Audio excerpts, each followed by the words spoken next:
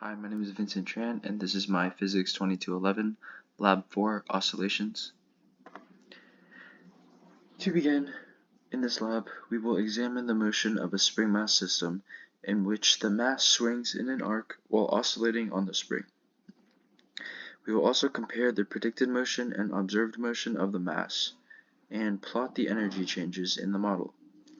I predict that the total change in energy will be 0, and that both models will be very similar. Some key concepts we will be looking at in this lab is Newton's second law, which includes the velocity update formula and the position update formula, as well as the F-net formula. We also have spring force, and the equation for that is negative K times the relaxed length minus initial length. And then the energy principle, which is the change in energy of a system is equal to the work done on the system by the surroundings and the change in thermal energy between the system and the surroundings. And energy is neither created or destroyed and can be transferred from one form to another. And so the energy principle equation is E equals W plus Q. And in this lab, the force of the spring and gravity cancel each other out, so the net force will be equal to 0. And the system for this lab is the spring, earth, and mass, and for surroundings we have none. The initial conditions I got for this lab, so the mass is 0.402 kilograms, initial position is negative 116 meters in the x direction, and 665 meters in the y direction. Initial velocity is 0 meters per second. Initial time is 0 seconds. Constant K is 6.83, and the relaxed length is 0.123 meters. So in Tracker, we got the initial conditions based off of the video. So as you can see, the x-coordinate is negative 0.116 meters, like I said earlier, and for the y-coordinate, it's 0.665 meters in the y direction.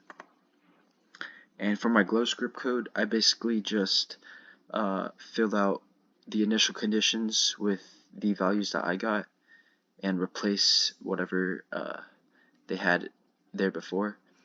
And I also edited some of the equations, so to compute like the energies such as gravitational force and spring force, and the energy. Here is some more code. This is the while loop, and I also edited most of the lines to calculate, for example, gravitational force, spring force, net force, and then apply Newton's second law, such as the momentum principle and velocity and position update formulas. I also applied the spring force equation.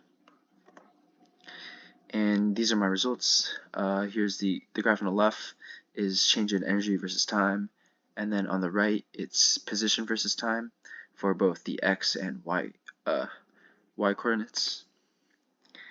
And some discussion questions for your model system. Is the energy principle satisfied? I would say yes. The energy principle is satisfied because in this lab, the total change in energy is always 0, which means the energy principle is satisfied. And using the data that you obtain in Tracker, make 2 separate estimates of oscillation periods.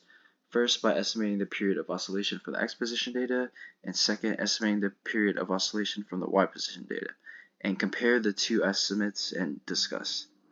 So for my x position, my average was 1.520, and for y position, I had 1.340 seconds.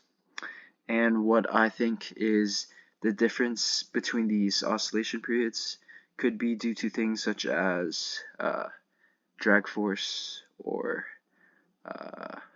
some errors. But thank you, and thank you for watching.